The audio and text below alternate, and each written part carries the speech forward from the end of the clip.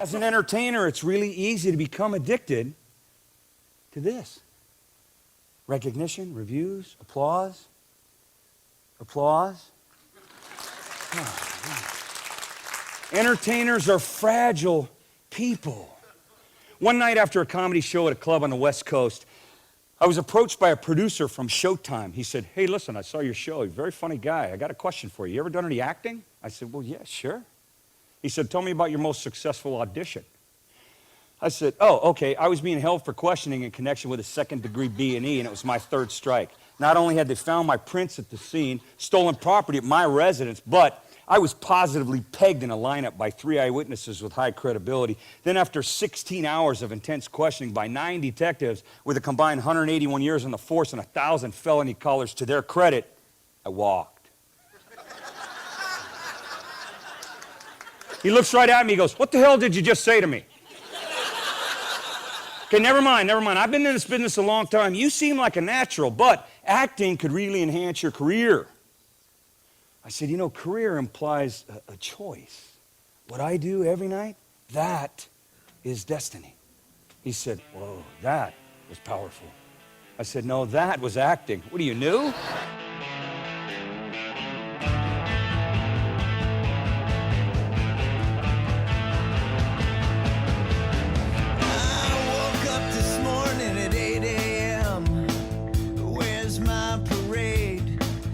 Hey everybody, Mark Lundholm from the Mark Lundholm Show. Episode 105. This one's called Surviving Celebrity. Now, as a Z-list celebrity person, way down the ladder as far as attention and people knowing my name, I still get a little bit of unease when it comes to being recognized in public or, "Hey, is your name?" Because I got a criminal history too. And when somebody says, "Aren't you?" my first thought is, why? How much do I owe? Do you have a sister? Was it 1981? There's a period in my life where I was in a blackout most of it, and I can't tell you what I did. So if you say I did something, you're probably right. My guest today is Yancy Butler, a phenomenal actress, a very dear friend, and a really special lady to talk to. You're going to love her. She'll be on in a little bit. We've watched enough! Brothers and sisters, this was once a great nation, a shining city upon a hill where people worked and lived and loved and had book clubs. You know what the Dalai Lama said about committees? Oh, that's right. He didn't talk about committees because he wasn't a pussy. Brothers and sisters, remember, I lived in the belly of the beast. I was a network programmer. The Surviving Celebrity title, I decided to call this episode that because there is a certain responsibility that comes with being visible to people. To whom much is given, much is asked. That's an old quote, but I've never found a better quote to relate to or parallel to that existence of a celebrity. Let's say you are a Lady Gaga A-list. You are a George Clooney. You're a steward of special because you do a certain thing for a living. Now, what kind of celebrity are we talking about? We talking about a cop? We talking about a physician? We talking about a soldier? We talking about a school teacher? One of my favorite people on the planet, an example to me of what was supposed to be a good teacher was a guy named Mr. Monk, St. Felicitas, 1973, Catholic school growing up. Mr. Monk was a teacher, and he was a really good Christian guy, and I'm a Christian school kid, and religion aside, he was just a good man. I could tell that, and he used to tell me all the time, you keep your word, you keep your path. And I didn't understand what he was talking about at the time. As a celebrity, even the level I'm at, I don't mind being noticed. I have an attention-seeking behavior, and there's a posture I can take in public where, okay, I'm ready, bring it on. Yeah, I'll answer questions, or I'll be held accountable for the words I use because I've got a language lever that I pull or push, and I get paid to write. I get paid to talk. It's a good gig. However, there's a responsibility that goes with that gig to be able to do that gig without running over people or expecting you to think I'm bigger than you are and you owe me something or I'm super special. Well, listen, there's a special person in your chair right now. The special person you are was delivered by the universe, and what you want to do with that special makes you extra special. I mean, Whitney Houston, Kurt Cobain, John Belushi, Elvis Presley, Chris Farley, they were incredible talents. Turns out that they were also addicted to stuff that ended up killing them, so they became more addict than performer. However, that doesn't have to be you or me. So in the Surviving Celebrity episode, there's a couple of things that we're going to look at, which is how much is too much, why do we all want more, and how we are satisfied or settled with enough, just the right amount, without coasting or without having drive for the next level. Tell you a quick Hollywood story. Early 90s, I'm doing stand-up comedy. I just finished a set at the Comedy Store in Los Angeles, and it's Hollywood, you know? Hollywood where everybody is big on image, right? And rightly so. I mean, you get paid by the way you look or the way you say you look or the way you say you are in that business, and I got no gripe with that. But I'd just done a really good set at the Comedy Store, and a lady had asked me to, she was a producer, I'll tell you her name in a second. And I didn't know who she was when she asked me. She said, hey, I want you to come in and read for a part tomorrow. And the part was the love interest, a bartender on Grace Under Fire. Brett Butler was a really hot at the time, very hot property female comedian. And she had a show called Grace Under Fire. And her producer, Marcy Carsey, was a big heavyweight in Hollywood then, clout-wise, you know, and I'm this little nobody from the San Francisco Bay Area just doing comedy for 7 minutes at a comedy club down there that's produced more famous people than any other club in the country, probably. That's a slanted point of view because I've never been to Catch a Rising Star in New York. Thanks. So I'm in Marcy's office, and she's talking to me, and things get to be things, and I'm telling her stories about being a homeless guy, being a drunk, and waking up in the rain with shoes that don't match because those are the only ones I could steal from the waste bin at the shelter the day before, you know, and she's staring at me like, I wonder if he's making this up. And no, I'm not. I have some experiences that are foul that normal people read about and go, why didn't you just quit, you know? Why didn't you just quit drinking? My answer as an alcoholic was, I don't know. I thought about it a bunch of times. Couldn't come up with the right answer. So when there's no answer to quit, you drink, right? But we laughed a lot, you know, on the alcoholic and the stories about homeless and the dysfunctional and very edgy stuff to her. So finally she says, well, geez, she says, you got a lot of depth, a lot of layers in you as an actor. She said, can you act? I said, yeah, I've been pulled over. I've been pulled down. She goes, I get it. She goes, so what do you want? And here's where I screwed the pooch as a potential actor, Hollywood, whatever. I didn't know that down there at times that spiritual is looked at as false. Everybody's doing a con job to get paid or laid. I thought that if I tell the truth, it'll be good. Well, it was my experience down there that the truth isn't as important as the selling of the truth. How much money can we make off the truth? And as jaded as that sounds, that's still been my relationship with a lot of Hollywood people. And I live in Northern California. I live in San Jose, California, where I can go to the mall and nobody knows me and there's no celebrity status. And I get to go to my kid's ball game or his recital at school, and I just get to sit there and watch, and nobody asks me for anything, attention, autograph, a recording, or some kind of picture, photo op. I'm really blessed to have just the right amount of notoriety. But what I said to Marcy was this. She said, so what do you want? And I said, I want to do the next right thing. I kid you not, the room emptied. She'd brought in two of her assistants while I was telling the story. Say, hey, bzz, hey, Sarah, come on in here. You got to hear this. Da-da-da-da. And I was doing a show for three women who were a very big deal in the business. The room was empty after I said, I just want to do the next right thing. Translated for them, it meant no drive, not hungry enough. We need needy. We want people who have a thirst for attention and just would kill 4 people, sleep on broken glass on a hot sidewalk if we told them to get this gig. And it wasn't passionate enough for them. And I flew home that day thinking, well, I did a good job. I never heard from them ever again. Still to this day, I haven't. And I'm not sorry.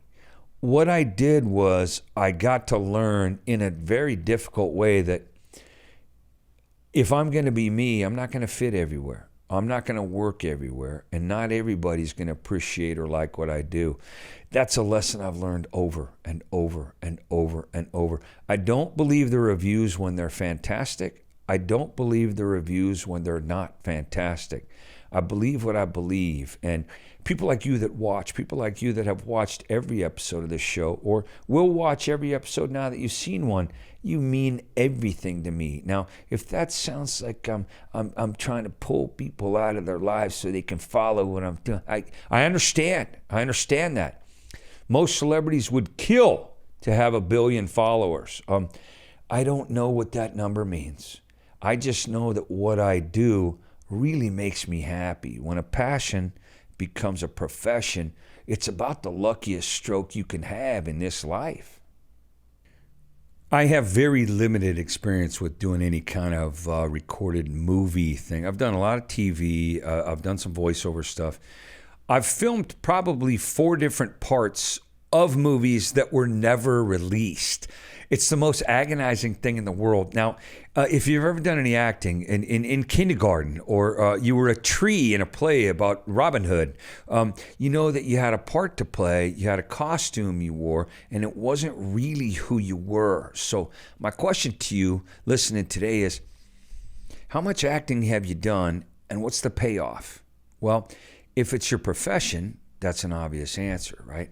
But if you're not a professional actor, don't you still have some skills about being other people or using different voices or pretending you're not drunk pulled over on the side of the highway? Isn't that the best Academy Award performance you could ever pull off, right? Or you got caught doing something in 3rd grade and went, no, not me.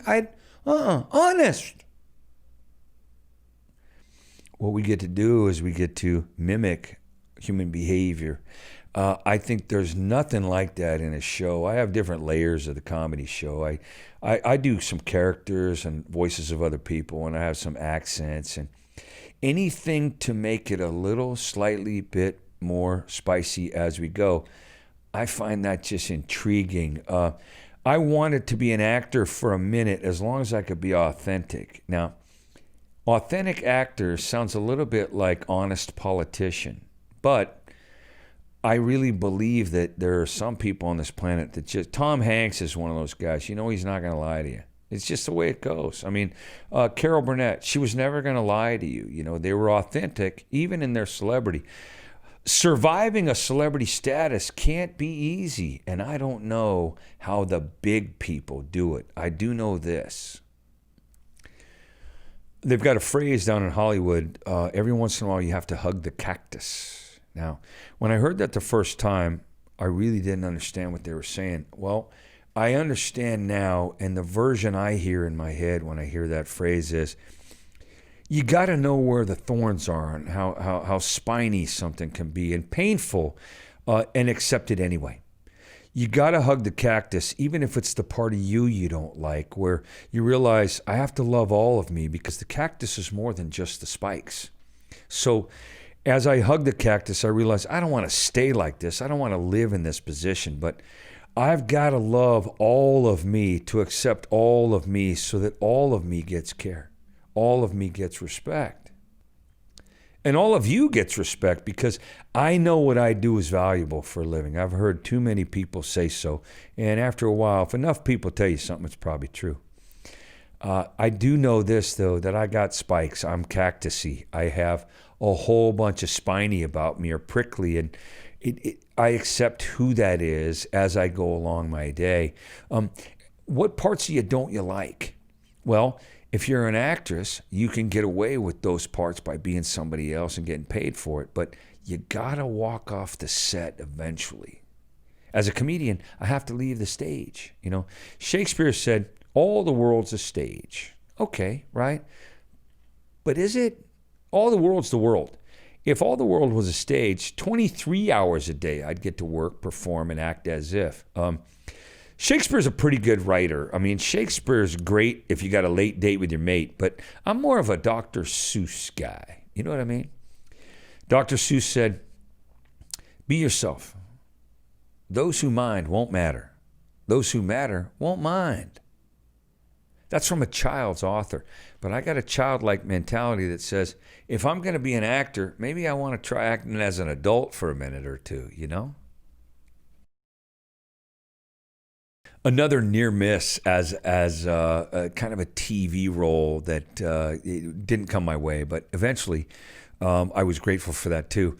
I've always been grateful for the no's in the entertainment business, not right away. It's an acquired taste, learning how to hear no and be all right. And it's happened to me 1,000 times, literally. I'm down in Hollywood, and I'm having lunch with Yakov Smirnoff, a Russian comedian, very, very famous in the 80s. In the 90s, I wrote for him for 3 years.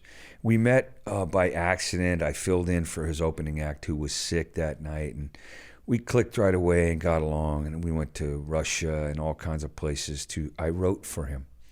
I wrote comedy for a professional comedian, very challenging part of my career, but very educational. Taught me a lot about business, about Hollywood, about being famous, which I never have been to that level. But geez, he was a good guy, Yakov Smirnoff. He's still alive. He's still a good guy.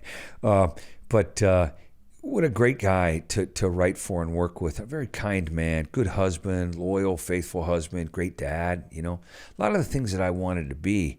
And in the early 90s, didn't know I wanted to be those things. But he and I are at lunch, outdoor cafe, Hollywood, and we're talking. We're brand new to each other, and he's asked me about a writing style, and he's asked me about contributing to his career. Out of nowhere, here comes the waitress, and she says, can I help you guys? And Yakov says, give us a minute, please. We're working today. She goes, well, I'm working too, and I'd like to start. And I thought, yeah, that's actually kind of funny. And so we went back to it. 3 or 4 minutes later, she comes back. She goes, so have we looked at the menu? And Yakov says, give us more minute, please. We're working, and we haven't looked, but we will. We will look. And she was frustrated. You could see it in her face. She gave that kind of look. And I thought, oh, okay, well, I'm not hungry, but I don't care. I'll have iced tea or coffee. And I know that he's just going to talk and talk and talk and talk. And he's the boss, and he's going to talk. He keeps talking. He says, well, here's what I want. I want to write about this. Is this funny? You tell me you have a good eye. Would you like to talk about this? This funny. So he's running stories by me and looking for the wheat. He's looking for the wheat. I'm the thresher, right? So finally he says, pretty good eye. You have, I think you're funny. I think it'll be fine. I would like you to write with me. And we're starting to talk about a contract. I'm thinking, wow, this is pretty cool. Guess who's back? The waitress. She comes back. She goes, hey, are we finally ready to order, guys? Guys, like, like you would, a babysitter would say, ready, guys? Ready for nap, guys? Ready for bed, guys? Like this. He goes, look, when we're ready, we'll call you over. She goes, you know what, buddy? I'm an actress. That's what I do for a living. I wait tables to pay bills. She says, I need to wait on people to get the money to pay the bills, Because right now acting ain't doing it. And Yakov says, without missing a beat, he goes, well, are you a good actress? She said, I'm amazing. He goes, how about you act like a waitress right now? I laughed so hard that I know she was offended, but I started laughing. It hit me like a spear right in the neck. I was laughing so hard, I thought, what a beautifully delivered line. And he is funny, and I like writing for this guy. The message that I walked away with was, you are what you answer to as a person, as a professional. Maybe if she'd have turned on the shine instead of the wine, maybe she would have got his attention in another direction where it wasn't adversarial. Maybe there's a part for her somewhere. Yakov wasn't exactly unknown, and he had some juice at the time. Probably still does. I don't know. He's done a lot of work. His body of work's pretty solid as far as being a nice guy, and very, very funny. He's one of the few people you'll ever see that pushed Carson off his chair. Carson fell off his chair when Yakov was on his show, legitimately laughing. I've seen the episode. Funny. But this waitress who was telling us she was an actress, at the time, it was time to be a waitress. Now, I've never forgot that lesson. When I go to be a dad, I'm a dad. When I go to be a friend, I'm a friend. When I'm on a passenger plane, I'm a passenger. I'm not a comedian 24/7. Funny doesn't work as a language all day for me. And whatever you do for a living, you can't do it all damn day. So here's the shortcut for you today. You are what you answer to. If you don't like a word, if you don't like a name, if you don't like something thrown at you, don't answer to it.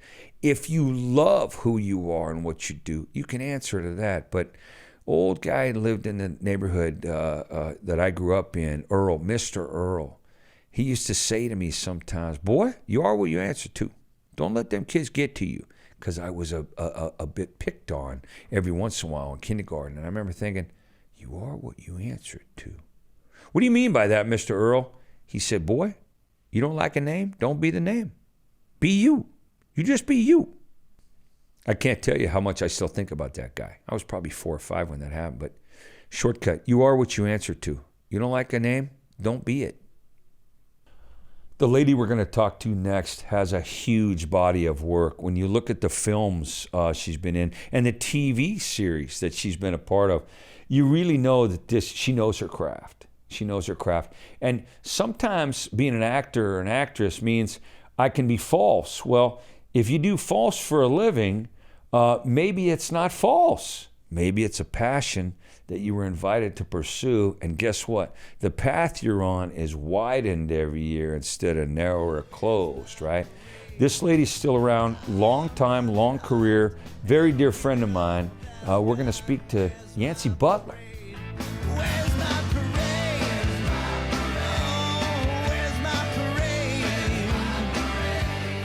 What the hell, Mom? Did you delete the news off the DVR? Yes, I did, Christopher. That was the one with Kick-Ass.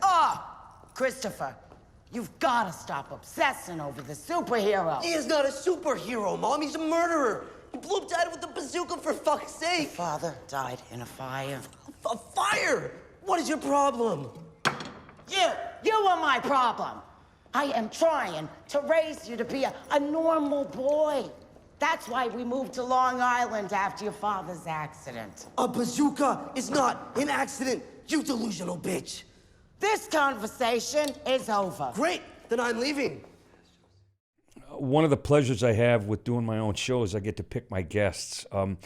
Very rarely am I told what to do anymore with this particular format. So I get to tell you today about a lady that is an actress, a phenomenal person to do. Some of the things we've been asked to do are way outside the scope of normal behavior. This lady has what they call, in Hollywood, they call it a range. Her range is amazing. I've been a fan for a lot of years. I don't mind telling you that.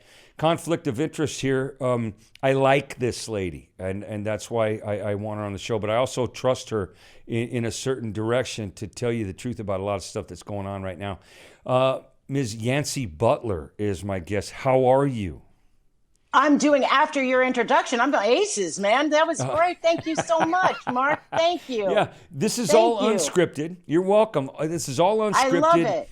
And I wonder how comfortable that is for you. Actress, since you were a child, actress, a lot of following a script, using other people's words, maybe improv and ad-libbing as we go, depending on how kind the director is and how stingy the writing team is.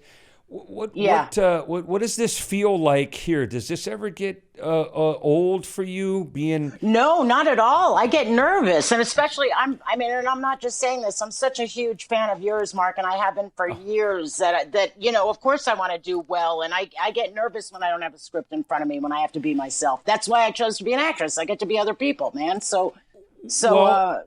Yeah. And historically, I mean, we're going to do a little bit of the background stuff for Yancy Butler. Real name? Yes. Okay. And God-given, parents-given, yeah. Fantastic. You're the only Yancy I've ever heard of, right? Yeah. There was a football player named Yancey Thigpen, I think, but he spelled it with an E. It's a dude's name, I think. They found it in the Name Your Baby book. He was a Pittsburgh Steeler. Yes, I believe he was. I was a huge NFL fan for a lot of years, and I'm a lot older than you. But when you were young, was that name ever a challenge? Yes, I hated it when I was a kid. Because everybody called me Nancy. So I hated it. Now I dig it. But when I was a kid, I just, it was Nancy this and Nancy that, and you're trying to find your identity, and so it was like it's Yancy. But I dig it now. I'm a huge believer in that if you name a kid a certain name, they can't have a different lane. Obvious jokes in the show. You name your kid Moses, that's a lot of pressure, right? Yes. And he's going to be lost and for a while. And unfortunate, yes. Yeah, that's a high bar. Don't name your kid something great. Yeah. That's a lot of pressure, right? On the other hand, if you name your daughter Crystal, there's a pole in her future. She can't help it. It's just the way it's going to work. So, or if I was a Bambi. Yeah, if I was Bambi, that would have been Bambi you wouldn't Butler. Have been. Yeah. Well, you might have been an actress, but it wouldn't have been the genre you were playing it on. You know what I mean? Yeah, that's right. That's right. How tough was the ability to act many different characters, the ability to play different roles, different personalities? Did that come from somewhere real as a kid? Was there that kind of lifestyle early on? Because I know with all the, and I'm not an actor, but I am an entertainer, so I know that I can put on a performance even when I don't feel like it. And I go to work and I got a $100 fake Rolex smile I snap on and talk through my teeth and we're all good, even when I feel in the depression mode. Was that something you learned as a kid, how to be different people? I think so. Well, I grew up in New York City. I grew up in Manhattan, so I think that you have to adapt there, and you grow up, or I grew up, I should say, rather quickly there. So I think that I've always had the ability to adapt, and I think that served me well in my acting career. I think I read Greenwich Village. Yeah. Yes. Yeah. Okay. Born and raised. So wasn't that like a melting pot of all kinds of talent, all kinds of personalities, all flavors? Yeah. Right? You remember Baskin Robbins, right? Yeah, right. Of course. Some kids don't now they still have Baskin Robbins? They do, but some of them don't remember We're the 31. Ourselves, Mark. Oh, clearly. Listen, I give it up so many times during the day where I'll use a term like that some kid. Thanks, Daddy-O. I said Daddy-O. Yeah, right. One time. And he goes, Daddy-O. I said, it's like dude. And he goes, oh, cool. But, so I'm imagining he goes home at night and says, Daddy-O, I just heard this new thing. And his grandparents go, oh, that's not new. You know what I mean? Yeah, right. So Greenwich Village. It's better than dude. I like it much better than dude, and it was actually it's very original back in the day. But the beatnik thing, the creative political poet, the rebellious that Greenwich Village was. Sure. I mean, it was a bastion of way different than even New York, which is pretty progressive, cosmopolitan, and people. So what did that pressure feel like? Have to perform in order for you to have to perform. I think that I had to perform in order to survive. I think that my parents had a theory that the quicker I could steer myself away from the crazy people, the better. So I didn't really have a lot of, I grew up in an artistic family, and my dad's a rock and roller. He's still in a rock band to this day. So so I didn't really have any curfews or anything like that. So I learned how to steer myself away from the crazy people, and by becoming friends with them mainly and just hanging out. But that crazy is a relative term. I mean, of course. I mean that in the best. I'm crazy. I mean that in the best sense. Anybody that had any flavor to them. Well, listen, without being too personal here, I have a level of attraction always to the sociopath, borderline personality disorder, guns in the glove box, meds under the front seat, ain't got her name on one bottle, sex in different places where you're not even supposed to be at all, just looking at stuff, tattoos in parts of the body we can't show the kids. That's all really attractive to me. That's a keeper for me. But I think that everybody in the entertainment business has a certain level of cuckoo, right? Yes, they have to. Otherwise, we wouldn't be in the business that we're in. So did you know that before you got in the business, or did you know that, find that out in the business? Your level of cuckoo. I think that I definitely knew it beforehand, and it was confirmed when I got into the business. It was a confirmation, Mark. But yeah, I definitely knew it growing up. My parents, they wanted to steer me away as fast as possible from crazy, so I became an actress. Right. There's at least ironic there, right? Yeah, so, but they didn't know that I would just sit down right next to crazy. I was the guy that, you see the drunk hanging out and he's sitting down on a stoop, and I sat down next to him. That's how I navigated myself around crazy. And the scene in the movie I would make is Yancy sitting there, and 10 minutes after she starts talking, the drunk is trying to get away from crazy. Right. What are you following me? Exactly. Yeah, right. You ever been the most rational in the room and thought we're all in trouble? Yeah. Yes. Recently, repeatedly. So as what was it like to go from child actor, right? Like young teen?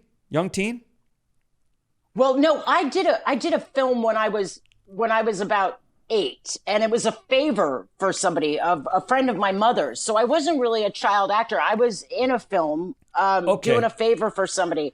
And then my family said, not on your life. We have too many artists in this family. You got to do something else. So the deal was that I had to go to college and then decide what I wanted to do. So I wasn't really a child actor, but I did do a film when I was a kid. Yeah, which was a trip. It was a horror film. It scared the crap out of me. At 8 years old. At 8 years old. And did the fact that you were in the movie, and I've never asked this question of anybody, the fact that you were in a horror film, did it change the way you watched horror after that? Or was it just scary even making it? Because you kind of get It was scary. It was scary. I remember distinctly, Mark, this guy had a gash on his head, and I thought it was real. Of course I thought it was real. And I had a meltdown. I mean, I panicked. I thought it was horrific. And, but now people can't watch movies with me because I look at continuity. I'm like, oh, that wasn't there before, or that person, it's horrible. It's horrible. But what I have found out is that behind the walls, when you see behind the curtain at Oz as an actress, as a person who knows in and out of how a film is made and how the sound is and what the gaffer does, it can ruin, kind of soil the oh wow part experience. Of it, Yes. So the Hollywood laugh, the Hollywood laugh is this one. That's how that's how somebody laughs at a comedy show in the comedy club at the Comedy Store. A real good horrible. Comic. Yeah, well, listen, because that is, A, I wish I'd have written it. B, I saw it coming. Or C, I'm better than that guy. It's that kind of thing. So because it's all a competition, isn't it? How long did it take you to find out who Yancy Butler really was before she decided not to compete with so-and-so and Sarah so-and-so and Debbie so-and-so and Henry such and such, right? How many years You know in the what was business? hard, Mark? You know what was hard is that I when I first got into the business, because I really started at 21. That's when I really started, right after college. And What'd you major in college? I was deemed a scholar, actually. I did English, lit, anthropology, and child psych. I guess I wanted to understand myself. So, All right, yeah, see, I did a bunch all of of a sudden, stuff. my I figured, first thought wrong. First thought wrong here. Yeah, but- Now I'm I love intimidated that talking joke. to you right now. Thanks. I love that joke. No, never. I get intimidated talking to you. You're one of the funniest people I've ever met when in you my say life. child psychology, Really? I think, well, first thought she's going to see right through me. But Yeah, right. so at 21, you actually begin the process of an actress. I begin the process. I'm an actress, and well, I had student loans to pay back. That's a God honest truth. I had so many student loans to pay back that I didn't know what else I was going to do. So I really got shot out of a cannon very early. You can only go downhill from there, Mark. It's a God honest truth. Okay, But, so at the level of cuckoo you're at now, because I hear things comedically first. It's a protection thing. If I can make fun of it, Right. I don't have to take it seriously and it won't be taken from me. You know what I mean? That's the Right. kind of shit. Makes I'm sense. this kid. Makes sense. Yeah, right. That's me. That's my core right there.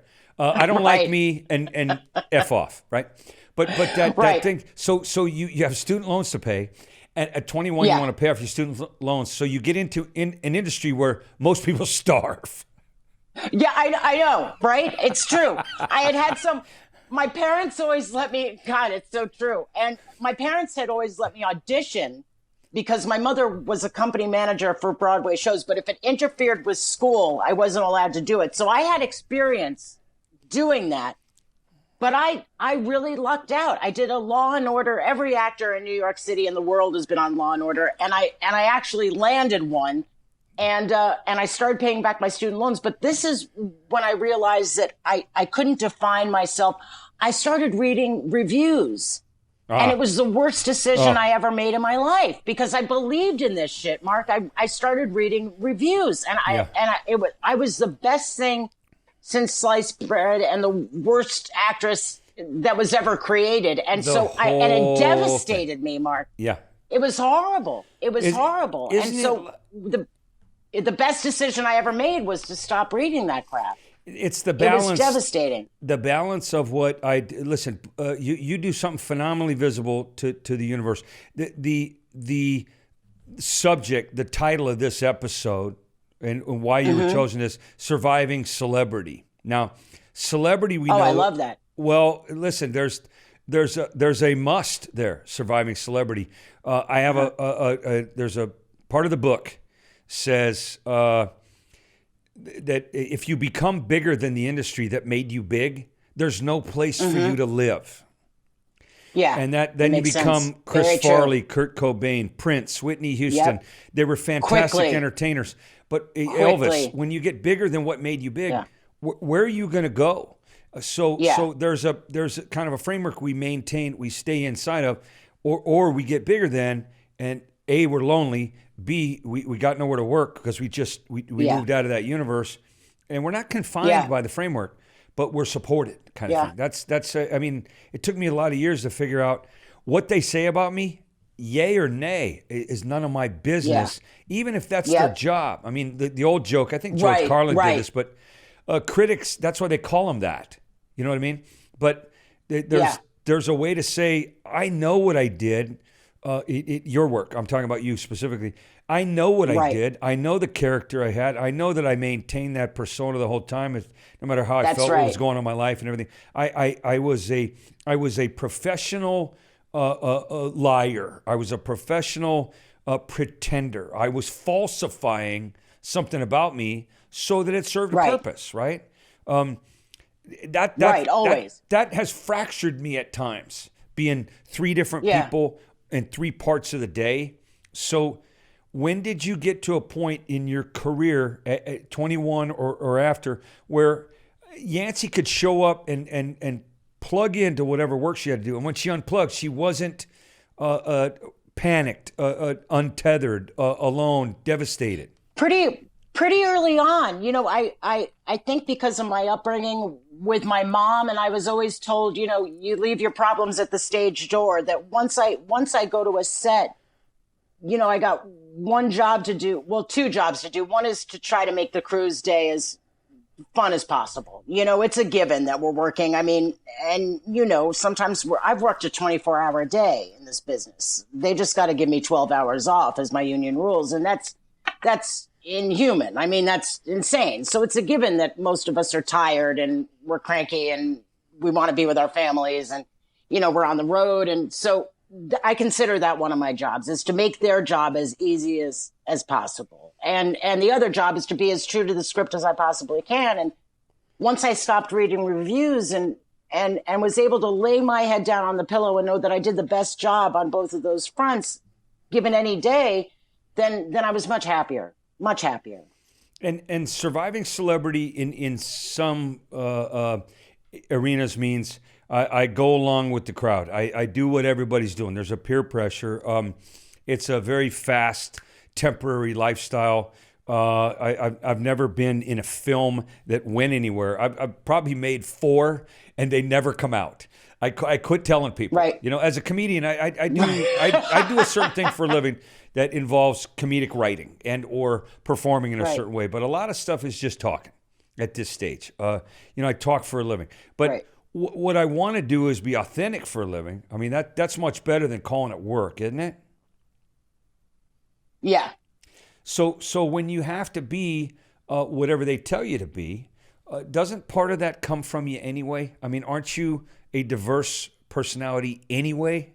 Didn't the universe make you, or God made you? Or are you friendly with the G word? Do you mind that? Yeah, sure. Not at all. God's okay. Not at all. Go right ahead. For people that listening that aren't, the universal truth is Yancy Butler is a very diverse person that came from childhood and growing up in a family that was, wildly entertaining. And the joke I wrote listening to you is, listen, I did some off-Broadway work in New York. And what I can tell you about people, I admire your mother, and I'll tell you why. Company manager for Broadway plays. They work harder than everybody. They make more money than everybody, guaranteed too. You know what I mean? She's going to get paid. The company manager. Yeah. But she also, she's the circus master. She's the MC. She absolutely. 21 acts under 3/10. She knows what everybody's doing at what time all the time. So because of that influence, where you have different people guiding you, especially in a place like Greenwich Village where everybody's represented, don't you draw from that when you read the script and go, I can do this? Thank gosh I was able to draw from that. You know what I mean? I had the best acting class in the world in Greenwich Village. I mean, people from all walks of life and talk about diverse people. I mean, not only in and of themselves, and I think each and every one of us is unique and special and diverse, but to see so many different people, I mean, it did nothing but serve me well. It did nothing. And plus, I specifically went to a college because I, too, am a child and can't make up my mind to save my life, where I didn't have to pick a major. You asked me if I picked a major. I mentioned the things that I did, but I specifically went to a college that didn't have any majors because I didn't know. I still don't know what I want to be when I grow up. So those were the courses that I took. But, I don't. So, and that education served me well too, because I got to know a little bit about a lot of things instead of a lot about one thing. So that's the benefit. Tell me about the price you paid. For what? For becoming an actress? Well, in a way. The price you pay for the temporary existence that a job is, it's over. It's not a 10-year gig. It's not a 9 to 5. It's not a plug-in. Regular hours, no. It's rough. What's the price I mean, in all you honesty, pay? And I mean, well, professionally, I haven't had to do anything else for 30 years, and I can't tell you how blessed I am on that. But I don't have a huge bank account. Because that's not why I do projects. I don't have, because then I would just lose my mind. So yeah. So congratulations, by the way. I IMDb'd you. You ever IMDb yourself? Yeah. Okay. IMDb. I did twice. I did twice in my life. Oh, really? Okay. So congratulations on your net worth, by the way. because it Yeah, right. I always know, shows. which is Oh yeah, you're kicking ass, lady. I'm worth millions. That's I know. right, I'm worth No, millions. You are. You know what I've been doing all day, Mark? I've been literally on the phone with unemployment all day because of this coronavirus thing. I've been on the phone with unemployment all day. That's the price that I've paid. Yeah, your industry is closed. There's a big wooden sign on the it's swinging horrible. doors to the set on the Western Bonanza stage that says closed, cowboys. It's the saloon doors that are just exactly. banging into one of each other when nobody's there. So there. real life stuff. That's what I've been doing all day. Yeah, so that's candid. That's one of the reasons I wanted to talk to you was about the celebrity status that you have had, continue to have.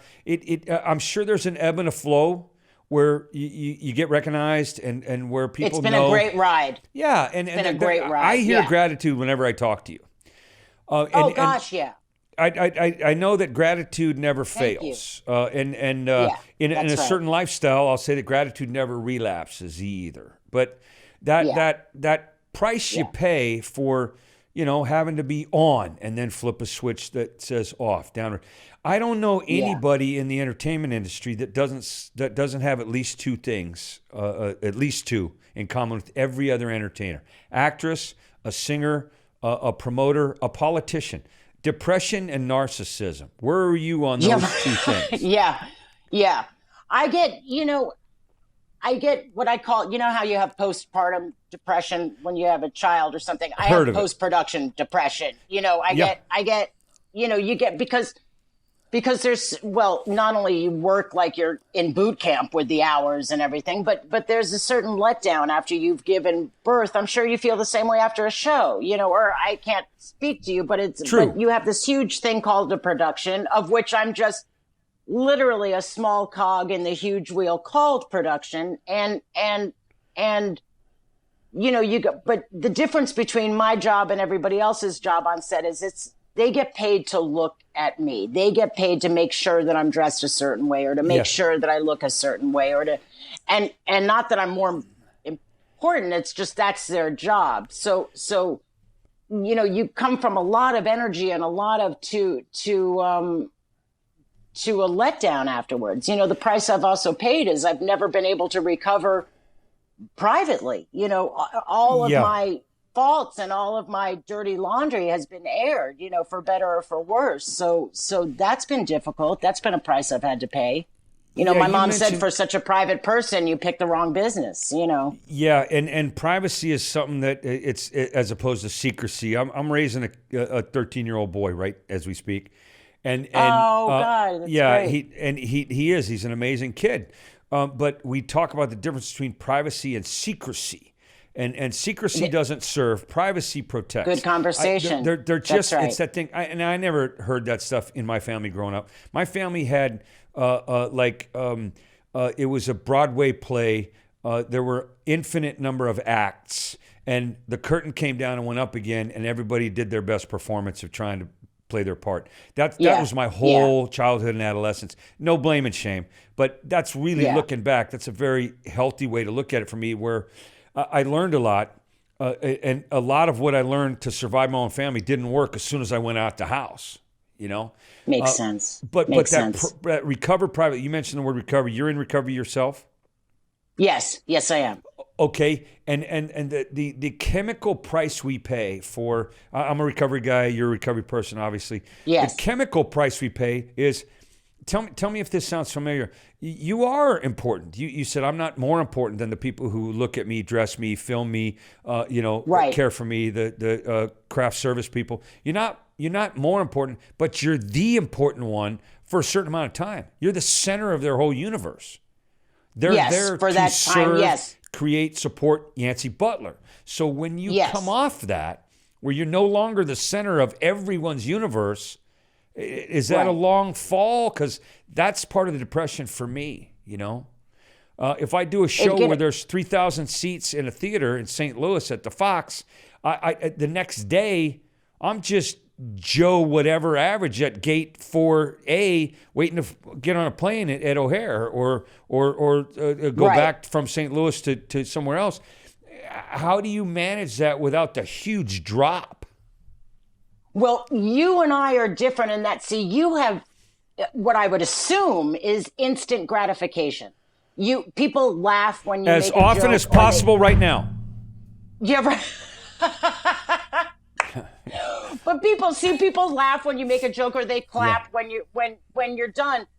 With me, it's like, is she in focus? We're moving on. Nobody tells me like that was. I mean, rarely does somebody say that was fucking fantastic, Yancy. That was great. We don't have time. Why? You don't have. They don't have time for a 4-second compliment. I swear to God, I'm not trying to be funny. It depends on who you're working with. It depends on who you're working with. But more often than not. You ever have a co-star say? More often than not. High five. That was great.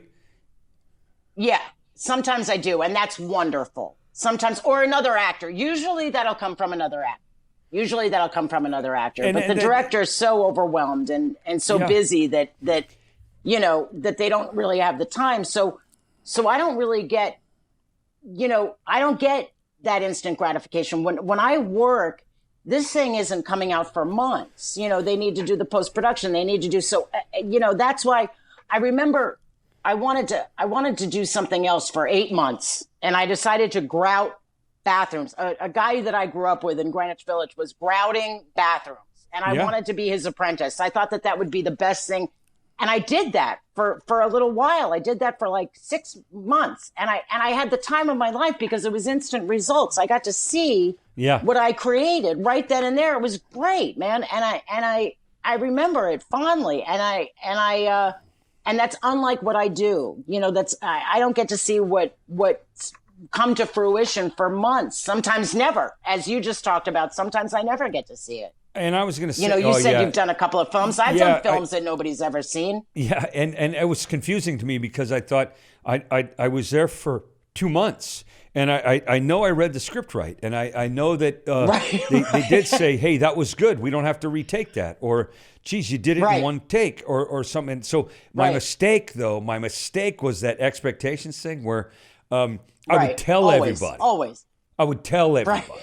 And I'm in my early 30s when this is going on. I got clean at 29 years old. And so life started over at 29. I got out of a treatment center, went to a halfway house, and ever since then we're working up the steps. We're it's great. Growing, I it's hope, great. Right? Well, the exposure has been phenomenal, but the information has been necessary, right? I won't survive without better info. So, but I would tell people, I would tell my family, I filmed for a month. I'm going to be in a movie. It's called such and such. It's about this. The guy in it is this. The star's name is. We filmed it. Well, of course, you're excited. Of course, you're excited. And to this day, 30 plus years later, I'll say, I'm doing an internet show, and they go, "Oh yeah, like that movie you told us about." That one where you were going to be, that thing you did. That's right. Yeah, sure you are. Yeah, you are. Yeah. They remember from 30 years ago that I didn't get to make that movie. It never came out, but they forget they owed me $200 from last Christmas. That they forgot about, right? Just like that. Yeah. So because there's joy in what you do. Tell the people that are listening to this today, what are some of your favorite parts you've ever played? Either TV, you've done a lot of TV and a lot of movies. Do you have any? Favorite, for top of your head? What first thing comes to your mind? Favorites? I love playing cops because I'm so not that person, and I love playing cops. Again, because God bless them. I mean, I wouldn't want to do that if my life depended on it. Could you, if you had to, could you? Be a cop? Yeah. If I had to, yeah. I had to, but I don't know that I could. The job is, and I work with a lot of POAs, police officers associations now, the stress and stuff. I get to do some, what they call clinical. I'm not a clinician, but I get to do like PTSD and stress management and these things where humor will lower stress and elevate truth or trust. Always, right? yes. And so, but I don't know that I could be lied to all day long. Yeah, right. That's true. I mean, it's true. People, part about being a cop, and this is what I've learned from people I really respect It's in true. the business. People lie to them all day long. How do you turn that off You when know you what? go That's home true. and you're married or you got kids, teenagers? People Yeah. lie to cops all day. All day. You know what? You're right. You're right. I never you did thought Law of it and that Order way. as a cop. Were you a cop in Law and Order? No. I was a receptionist. But I played tons of cops. Yeah. I was going to played say, tons of did you ever cops. play a bad guy on Law and Order? Because you're a pretty good bad guy. Oh yeah. Yeah. I played on NYPD Blue. I played a junkie on NYPD Blue, and then that's all I play is derelicts and cops. I play like the total end of the spectrum. Well, are you bipolar? In real life, no. Yeah. Okay. All right. Well, that it would take a bipolar person to be able to pull that off. Maybe maybe you ought to go back to the doctor. Right. That's okay. right. Maybe when this is all over, I will. In a good way. Another opinion. Bipolar in a good way, because but so if you're playing in Law and Order, which you love cops. Quick story here. I did a show in New York for about 10 months, and we did 9 shows a week for 10 months. And I lived in just off Times Square there. Yeah, it was a one-man show. So there's no stand-ins, there's no understudy, nothing. If I'm not well, not at all. If I'm not well, there is no show. So, and I loved it. Yeah. It taught me more about myself than I can even begin to tell you in this time. And because it's your episode, I'll connect with you here about Law and Order. I was living in a real small apartment in just outside of Times Square, and I went down to the laundry room the second day. I went down to the laundry room, and there was a lady who was pulling stuff out of the dryer. She was obviously a tenant in the same building. She turned around. I had seen her the week before in California, where I was living in New York. In California, watching Law and Order. I'm watching Law and Order on USA channel, which is the Law and Order channel, really. Right. TNT USA's Law and Order. And she was on the show. She was a serial killer. That's hysterical. Serial killer on Law and Order. She turns around, I see her face. She's pulling stuff out of the dryer. And I think, I hope I don't see a head or something like that. Right. It's a dark laundry room at the bottom of a building in New York, downtown, where they're not going to hear me yell. They're not going to, and I turn around, I go, huh? I made this little noise. I go, huh? She goes, hello. She goes, you're the new guy. And I thought, oh my God, she's already knows me and stuff. I'm down in trouble. She's got me. Like in a bad way. Right. I got to know her really well. She'd been on Law and Order maybe 8 or 9, 11 times. And she'd been an actress for 40 years, right? Just one of those faces, but no names, that kind of thing. Right. But it was constant in New York, that place. Sure. It just constant. You'd see so-and-so commercial actress. This guy has a series. I'm going to a restaurant to pick up a bag of to-go orders. There's Jimmy Smits at the counter waiting for his bag, things like that. Do you ever get tired of people saying, hey, aren't you? No, never. Because it's graceful. It's a gift. I mean, what I do is what a blessing to be able to reach people's lives like that. And there are people that are bordering. I mean, it can get crazy pretty quick. There are people that have, that you get the people in the supermarket that they're not shopping. They're just in every aisle that you're in, and then they're following you home, and that gets crazy. But when they're giving you a compliment or something, it's great, man. I love that, and not for the attention. It's just that I've changed their life in somehow, or if I've just entertained them, or for whatever. I love it. I think it's great when people have the guts to say that. When you sobered up, right? I'm assuming it's sober. What word do you like? In remission, on track. Yes, sober, recovering. In recovery, sure. Okay, because I'm pretty broad-based when it comes to language. Yeah. No, I didn't get crack. that read from you. Yeah. Sober on crack, because in AA, that's okay. Crack is fine. Right? That's right. That's right.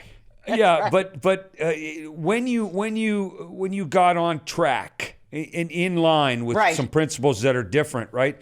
Did your work get better? I think so. I think it did.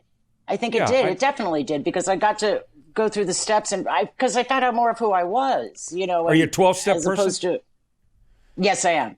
Okay, all right. Because Yeah, I listen. I don't have any place. I'll work with so many people in the recovery lane. Like I get to do groups, for God's sakes, inmates and soldiers. And That's inpatients unfortunate, in a Mark. You treatment broke center. up there. Oh, sorry. I get to do groups. You know, inmates, soldiers, residential treatment patients and stuff, because I'm funny. Great. Right. I Yes, get you to are. do those. Thanks. I get to do those things, but I'm not specific to a certain language because I know that there are different people who are anti certain languages, or their dialect is limited to. I'm very narrow. I'm myopic when it comes to healthy. I don't care what words they use. I care about what they want to change. You know, because what we're doing chemically, right? What was your go-to chemical when you were using? What was it? Oh, D, all of the above. I mean, you name no it. kidding? Okay, so food, Oh yeah, gambling, all of it. All okay, of it. Not all right. gambling. No, really? Food, not you gambling. ever have a one-night stand? Isn't that gambling? You ever? That's true. That's true. Okay, so let me go back to That was good.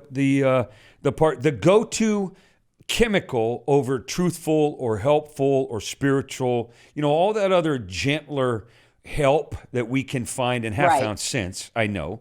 Yes. From listening to you, but what was the primary chemical like that you started reaching for to either support? Booze was my first. Booze was my first. Yeah. Okay, because it works. It works, right, for a while. Sure, it worked very well for a long time. This is the part that we really don't talk about as recovering people enough. I think for the newer people, the that have yet to discover that they're a really whole person and they've been taking pieces of themselves off a little drink at a time. There was a great line in One Flew Over the Cuckoo's Nest when the Great film. The Native American guy, the chief, where he says he was talking about his dad, and he said after a while the bottle emptied him. You know what I mean? Oh, I don't remember that. Wow. Oh yeah, he says he drank out of the bottle. He drank out of the bottle. He drank out of the bottle. He emptied the bottle, and at some point the bottle emptied him.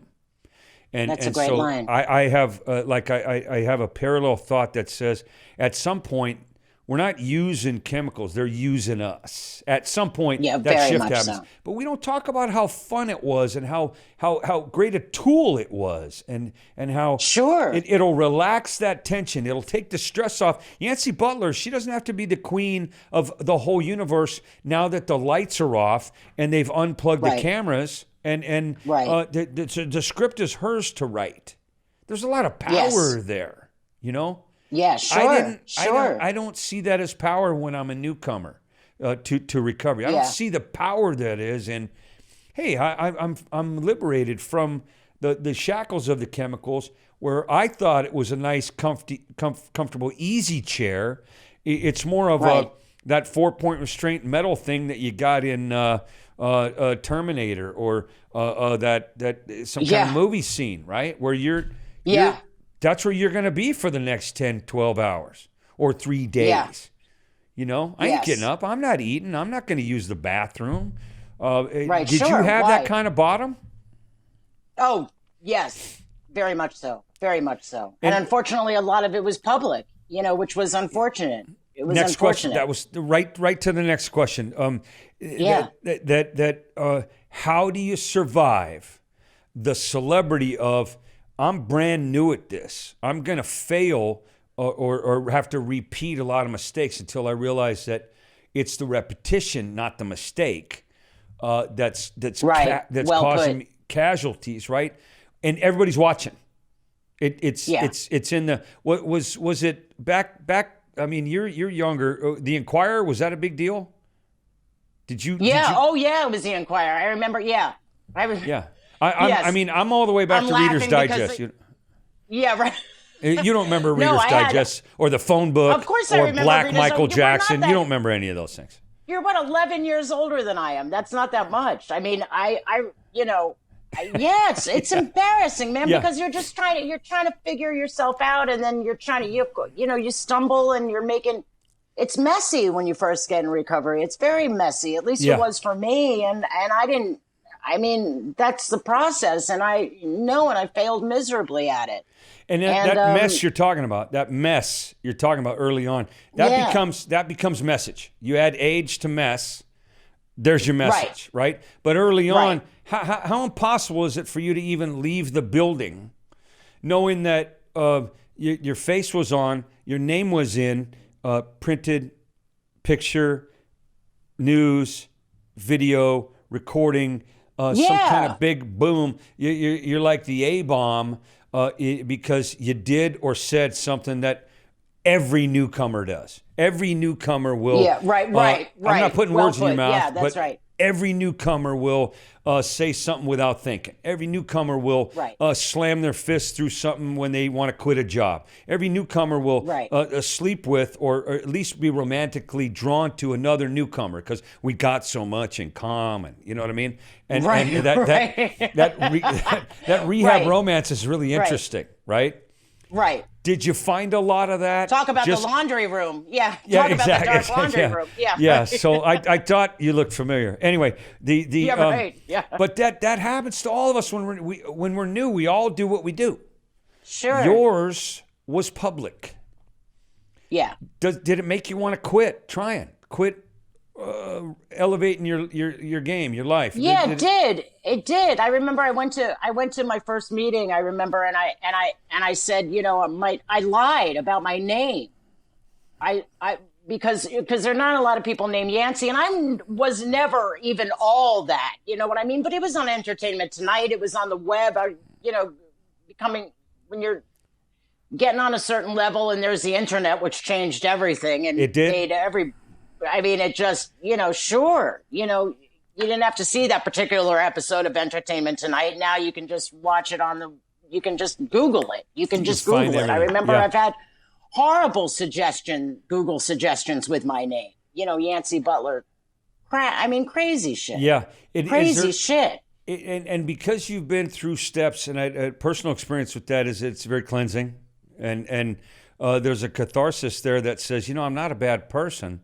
I made really horrible choices under the influence and post under the influence. I mean, that level of cuckoo that we get to where the bag and the bottle, they're done. The behavior, I'm still working on.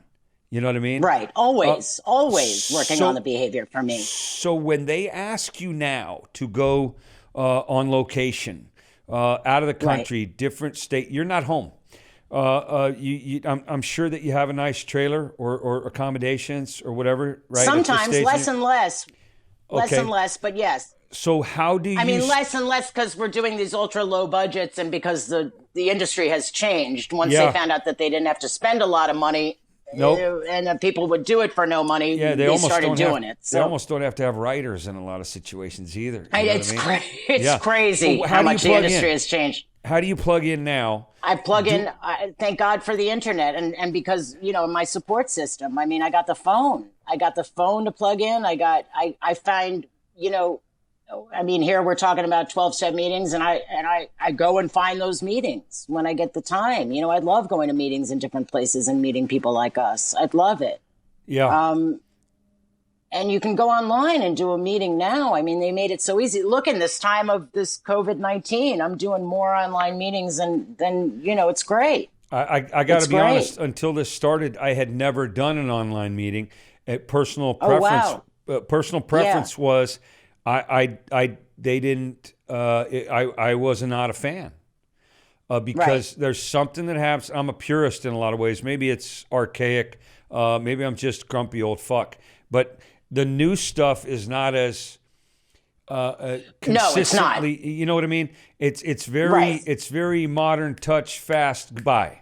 Yeah. And that well, you don't have contact. If I have to, I do it when I'm on the road. But I much prefer being in person, obviously, because you need to be around people. Well, there's something happens when there's another. I'm a big power and influence that's universal, a truth.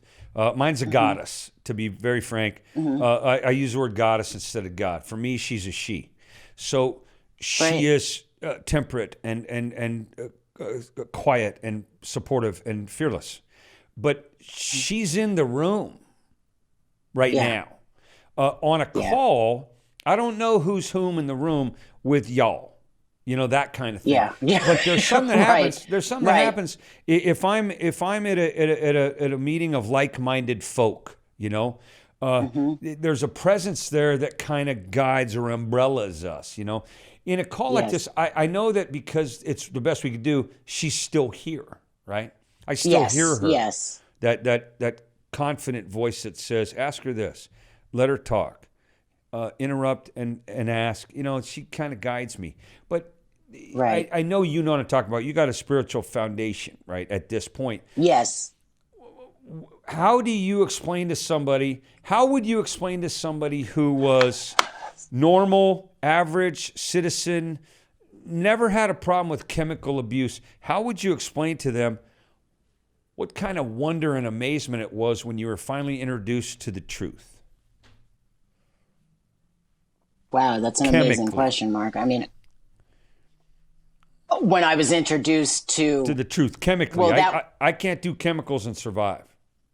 I can't do chemicals over spiritual and ever hope to be the best Yancy Butler I can be. What was that like? What was that awakening? How was it? Was it a little firecracker? At first it was devastating because that was what it was. That was my spiritual connection. That's what I thought. That was the answer for me. Yeah, that's kind of where I wanted to go. From zero to hero. I mean, with that realization came, you know, I mean, pure devastation. And then I was relieved because I realized that there was an answer out there. It wasn't just me that was, you know, so crazed. Hey, honey. My honey just walked in. Oh, good. Hi, honey. So Mark says, hi, honey. But okay, so right away, I know that person, whoever it is, I know that person for fact is at least a little cuckoo. Yeah. That's all we do is cuckoo, right? Some level, manageable Mark, level. I just adore you. I really do. That's thanks. Right. Yeah, that's right. Got to, right? We have that connection. Got to so be. I'm sorry be with an actress? Are you kidding me? He's crazy. He's at least crazy, right? Joke in the show. You know, normal people, they'll go through their yearbook, their high school yearbook, and go, "There's a picture. Right. There's me. Oh wait, there's me. I'm on 9 pages. Me and you, DSM-5. Right.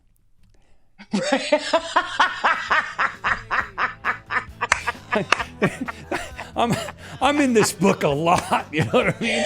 So,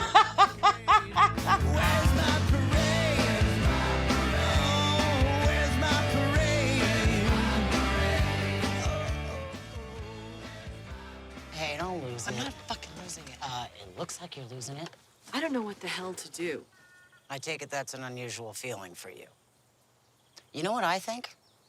I think you gotta quit your navel gazing and your soulful eye banging with G.I. Joe over there and do your damn job.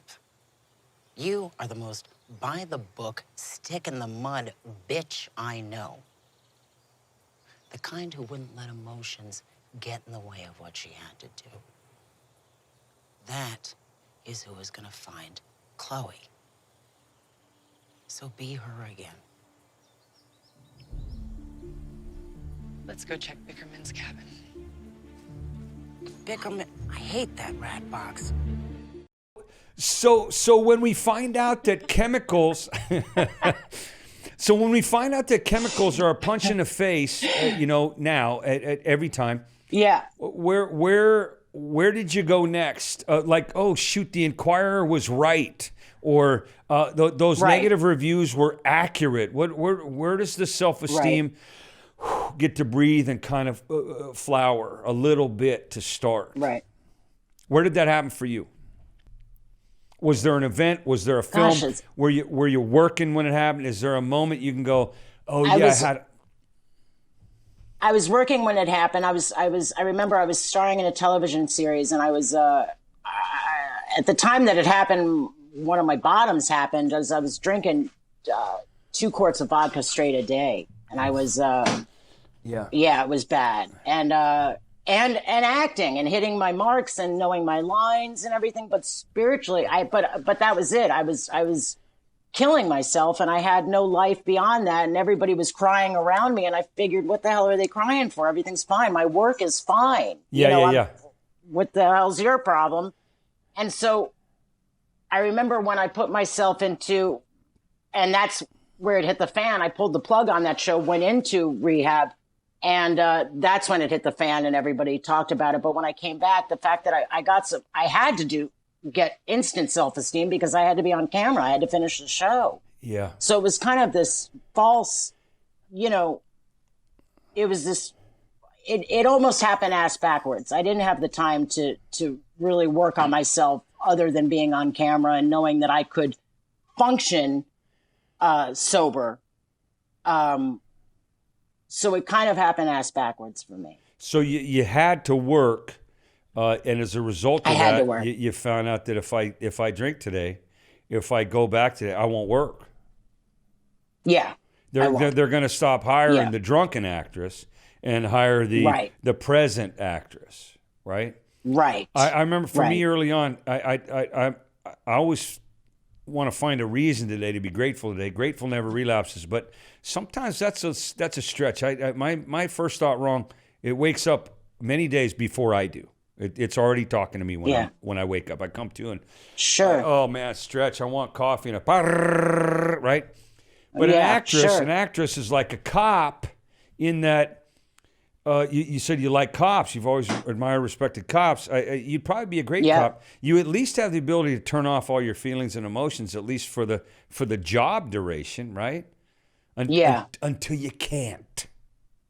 Until you can't anymore. Until you can't. And then, did you take different parts? Were you afraid to act at all? You're sober. You don't have that cocoon that booze 2 bottles of vodka, straight vodka every day. Yeah. You don't have that. Where do you get the courage to go to work? To let I wasn't everybody afraid watch because you? I was, I growing up in New York City, I'll give you the long version, is growing up in New York City, I grew up so quickly that I was going to clubs at like 12 years old, seriously, and 13 years old and hanging around because the drinking age back then was 18 and I looked a bit older, but they didn't care back then. They just didn't care. So I got a lot of my partying done early on, and then cut to me really at 30 is when all this happened for me. I was a late bloomer, Mark, so I knew I could act without it. I think the hours and I know the hours, and I mean, I was born an alcoholic, this much I know. Yeah. And I believe that to my very core, but the hours and I think that the microscope that I was under and I blew up. I imploded on myself, and I started drinking almost overnight. So I knew I could function without it. Yeah. I didn't know I could function as well as I could with it, but my whole life was going to shit, so I stopped. And so I pretty much knew that it would be easier without me imbibing that way. That's the first thing you've said to me while we're talking now. That sounds even halfway normal. And I'm not trying to be funny, but no, the first thing you said, the arc of what you just talked about is, I do what I do. I know I can do it sober. I drink, and then and now I've got a diminishing return because now I know I can do it sober, but I'm not doing it sober, and I can't do it sober. And if I'm not sober, I can't do it. You know, that kind of. I mean, that's a stockbroker. That's a school teacher. That's a an electrical worker, right? But to have that, it must have been at least, I'm guessing, comforting to know that, I really can do this. I'm a really good actress. I know I was born alcoholic, but I've also been born with a gift. Only 1 in 10,000 people could do what I do for a living. And you made a living doing that, Who were your heroes early on in recovery? Meaning, was there an actress? Was there somebody in the industry that said, "Hey, come here. This is my wing. Get under it, and I'll kind of shepherd you, at least in." No, that would have been great. That would have been great. I didn't. No, you didn't really find have that? Did you? To be honest, Have you no. been that? My gut says yes. Have you been that for somebody else? Yeah, I think I have. I've been told I have, which is really nice. I've I'm been sure told they're I not have. lying to you. You know. Yeah. It feels good to do that because it's hard to navigate. It's hard to not, well, A, it's hard to navigate recovery, but B, it's hard to navigate a set or when you haven't done it and, instant fame and all of this stuff. So I really, people that are just starting out in the business, I know I've been it and it feels good. It feels good to do that because then what is it about really if we're not doing that, in your industry specifically, it must be. Here's the scene I would write in my head. Yancey is off to the side of the set, and it's everybody's warming up and getting to do, and they got the fog blowing, and you're okay. Right. The director says, you're coming into the marsh. There's a really, really threatening scene here. I want your eyes wide. I want your heart pounding. I want you just in panic mode. And the whole time recovery's telling you, let's just be authentic. Let's just be ourselves all day. Right. Let's just, who are you in here? In here. Right. Yes. Right. And your job is to be the exact opposite of that lady, right? Right. Yeah. When you're not working, what do you like to do? What are your distractions? Do you have hobbies? I'm a homebody. Yeah. I'm a homebody. I like my alone time because I'm comfortable with myself. So I like my alone time. I watch a lot of old movies. I love movies from the 40s and stuff and Hitchcock films. And I exercise because I have to, because I'm a dime a dozen in this town. And if I don't, I love to eat. So that's why I exercise. And, I don't do a lot. Yeah. I don't do you do read a lot, at all? Mark. I don't have it. I do. Who do you like?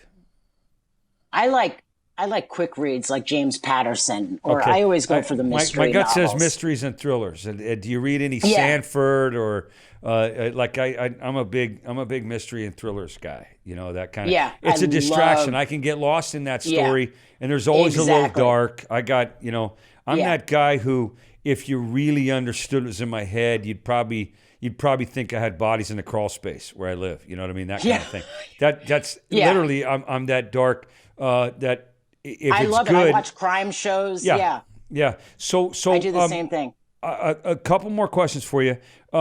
Sure. How has in your time you've got a long career, right? And anybody can look you up and find a whole bunch of stuff. I did it myself a couple of times in the last few weeks when I know we were going to work together here. I looked up a whole bunch of stuff, all the way from Drop Zone to Law and Order to Witchblade. Right. There's very versatile, right? How has the industry changed? The industry's changed because, well, as I kind of touched on it, they're doing these ultra low budgets. What happened was we had a writer's strike a while ago, and people realized that we couldn't work because nobody was writing. Right. And they filled those with reality shows. They filled those slots with people fishing and people doing all sorts of crazy stuff. And so the shows that they have are really few and far between. It's gotten rough out there, Mark. It really has. Yeah. It's gotten really rough. And what they are producing, they're doing what's called ultra low budgets, which is basically, it's a great concept for people that don't have $20 million to do a film, but people are taking advantage of it that do have money, and it's unfortunate. And they're not paying the actors or anybody what they used to. That's always the unfairness. Recovery has that angle too, where people in recovery who have started sober livings or treatment centers or care centers for recovery, they're abusing the system. I mean, there's a lot of, hey, I'm going to use it to my advantage, not our advantage thing. Right. Reality show stuff. I mean, everybody wants their own, and I it really doesn't interest me. But it's a lot comedy fodder. There's a lot of comedy in the current situation, any negative situation, without making fun of the people caught in the crossfire. Right, of course. There's the Deadliest Catch. Do you remember that? That reality show. Yes, I do. First time I heard haven't that, watched it, but I know of it. I thought that was dating an NA newcomer. I thought it was a reality show. That's that joke that joke wrote itself the day that show came out for me. You know what I mean? It's cuckoo, right? If you had something to say to great, Mark. if you had something to say to a newcomer that wasn't kind of making fun of them, if you had some hope to drop on them, because I know there's people in recovery that listen to this show all the time. Normies listen to it. Right. We it's very broad based, I hope. And is there something you would hand a newcomer, a shortcut, so they don't have to wait 15 years, 25 years, 5 more meetings to find out what? A newcomer to the industry or a newcomer in recovery? I want both, both from you. Yes, please. I think that to a newcomer, I would say certainly that it gets much easier. I think to both, it's the same on both, that it gets much easier in both of those arenas.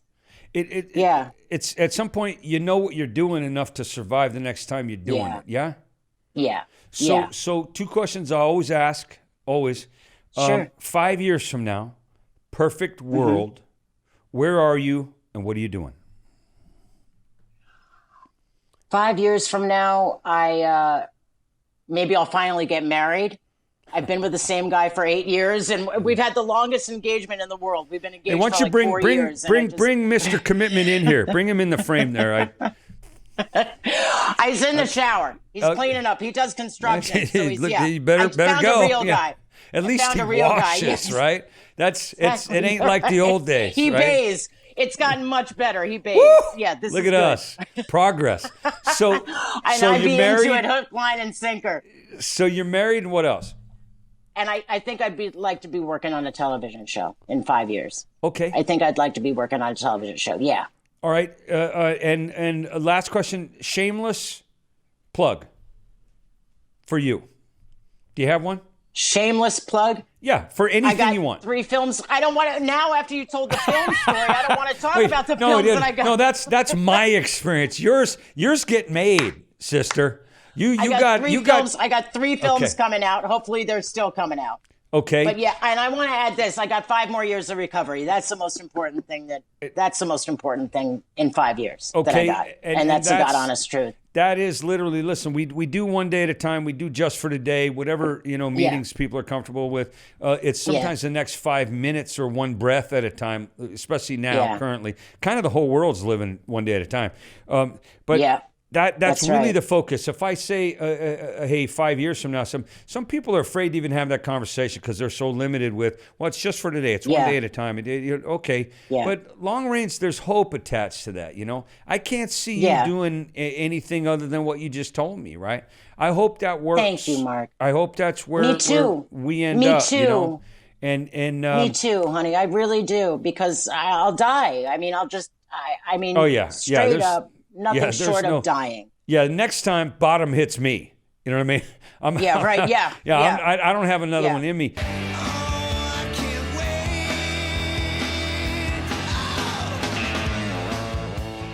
Closing note here. Who you are is a little bit of everything.